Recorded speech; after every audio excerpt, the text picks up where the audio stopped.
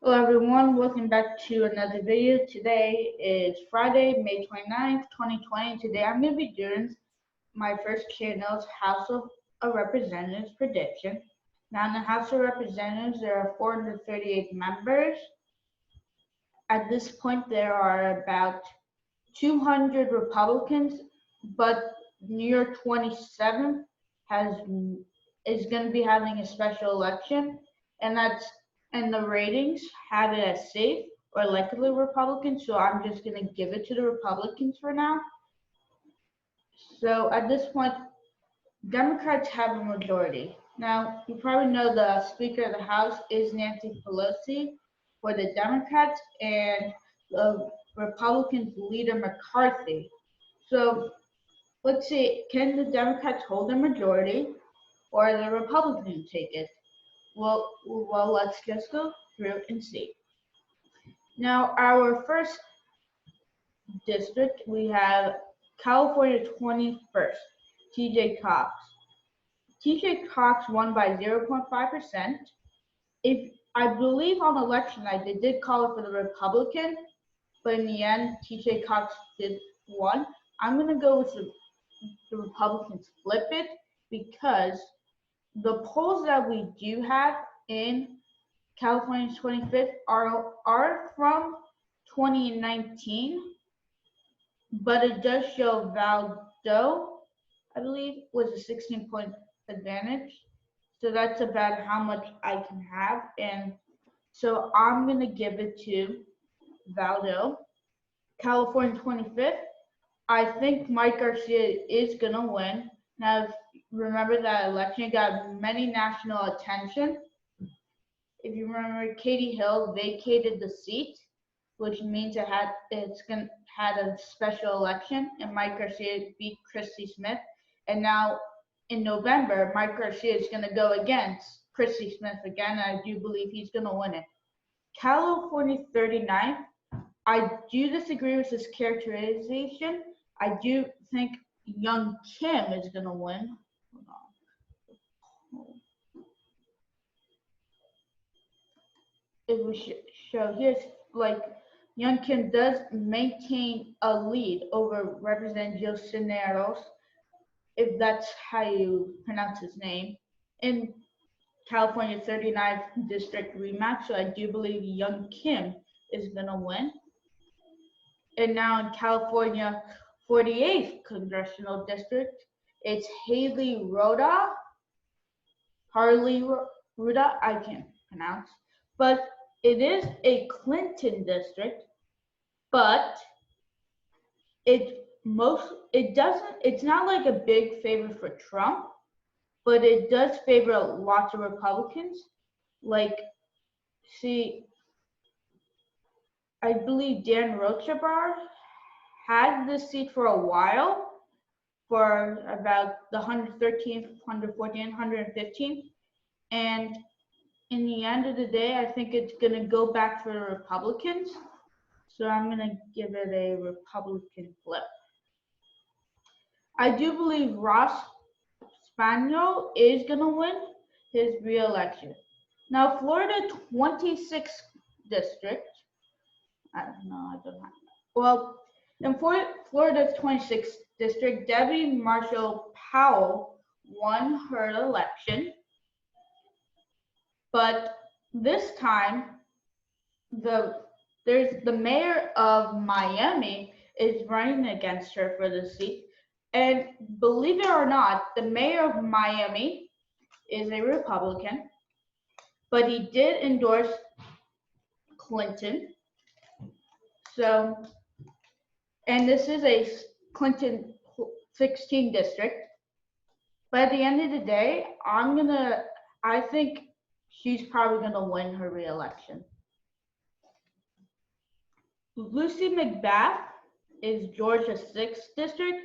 She won against Karen Handel, and Karen Handel is now running again for re-election. If we look at the polls, the latest poll, which was April 16th, 2020, has Handel was a 2-point lead.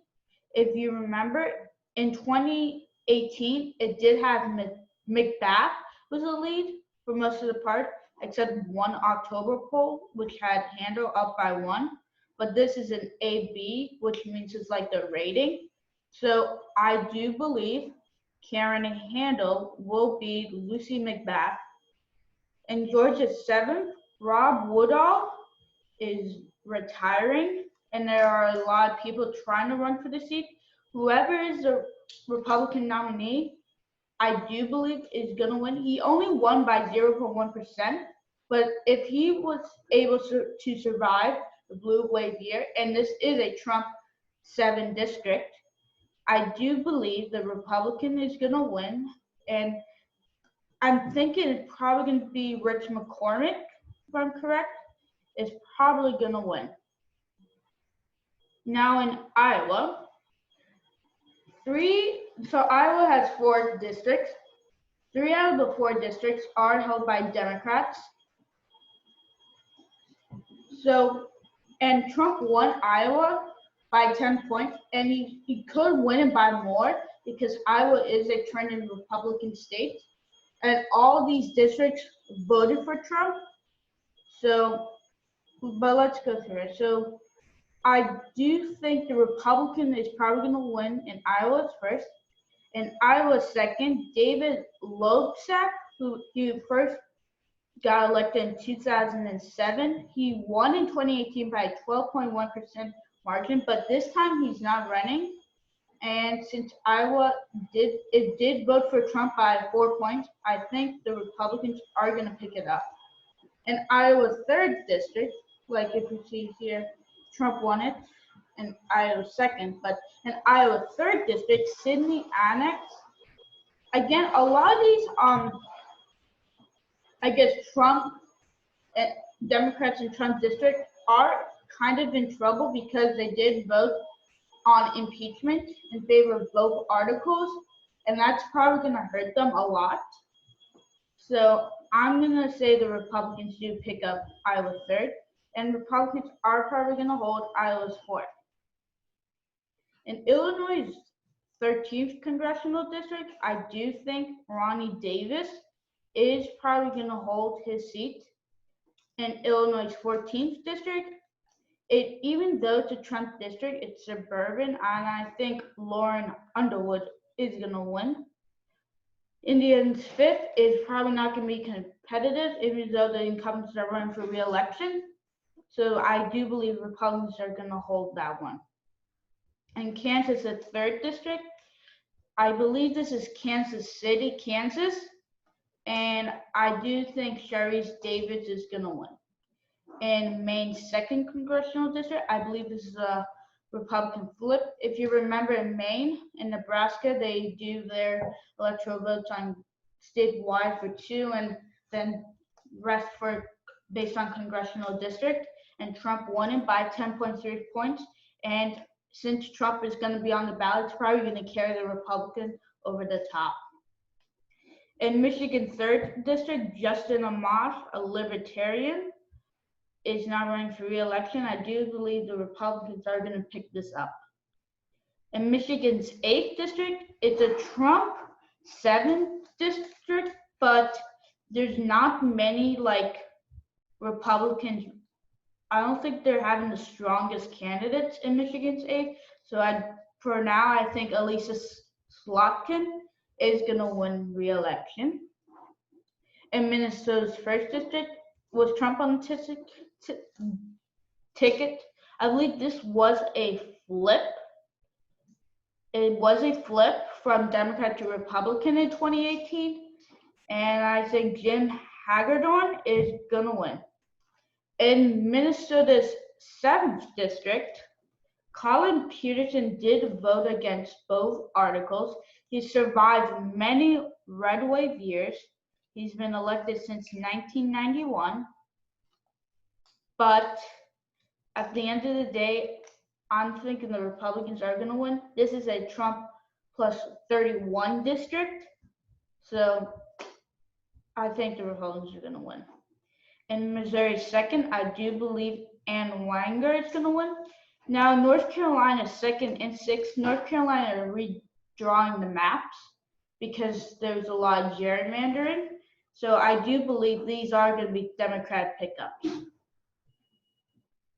In Nebraska's 2nd congressional district, it's going to be a rematch from 2018. Trump won this district by 2.2%. And if you remember, in Nebraska, they also give electoral votes based on congressional district. So I do believe Don Bacon's going to win. He's running against his old opponent, who is Carrie Eastman. She is a progressive, and that's in Nebraska. I don't think progressive is going to work that well. So I do believe Don Bacon is going to win re-election. In New Hampshire's 1st district, Chris Pappas, even though it's a Trump district by 2, I do think New Hampshire 1st district is going to be Chris Pappas going to hold. In New Jersey's 2nd district, if you remember, Jeff Van Drew, who voted against both articles, switched from the Democrat Party to the Republican Party. And I do believe, since he was a former Democrat, he's probably going to get some Democrat support, and it's probably going to make him win re-election, and it is a Trump district. In New Jersey's 3rd district, it is a Trump plus 6th district, and I don't think Andy Kim is going to win. In New Jersey's 7th district, it is a Clinton district, and I don't know much about it, but for now, I'm going to give it to the Democrats. In New Mexico's 2nd district, Exati Torres Small, I believe that's how you pronounce it. She's in a Trump plus 10 district, and I do believe she's going to lose. In New York's 2nd district, Peter King is not running for re-election, but I still think the Republicans are going to hold the district. In New York 11th district, I believe this is Staten Island. It is a Trump plus 10 district, and I think he was supposed to be like more bipartisan, but I don't think he has been. So I'm gonna say Republicans are gonna pick it up, and the Republicans are running more of a Republican in name only candidate, which probably is gonna help in suburban districts.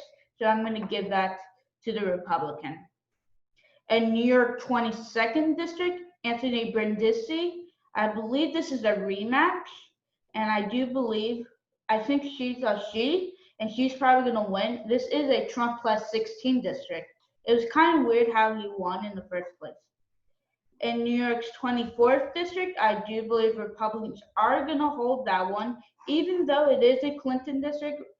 John Katako won by 6.2%, and I do believe he's going to win. In Ohio's 1st congressional district, I do believe Steve Chabot is going to win. In Oklahoma's 5th district, I do believe the Republicans are going to be picking up this seat. Kendra Horn, it was kind of weird how she won, because if you remember in Oklahoma in 2016, all the counties voted for Donald Trump. So I do believe Republicans are going to pick up Oklahoma's 5th district. In Pennsylvania's 1st district, even though it's a Clinton district, I believe this is like on the outskirts, like suburban area, Philadelphia, but I do believe Brian Fitzpatrick is going to win at the end of the day. In Pennsylvania's 8th district, now Matthew Cartwright won by 9.2%. This is a Trump district by 10 points, but since he won by a lot, I'm going to give it to him. In Pennsylvania's 10th district, I do believe Joe Cunningham will win. No, Scott Perry is going to win his re-election.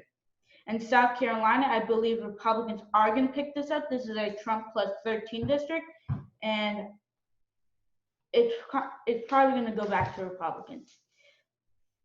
Texas 7th, I believe Lizzie Fletcher is going to win her re-election, even though it was a Republican seat. Texas is trending Democrat, and I believe she's going to win.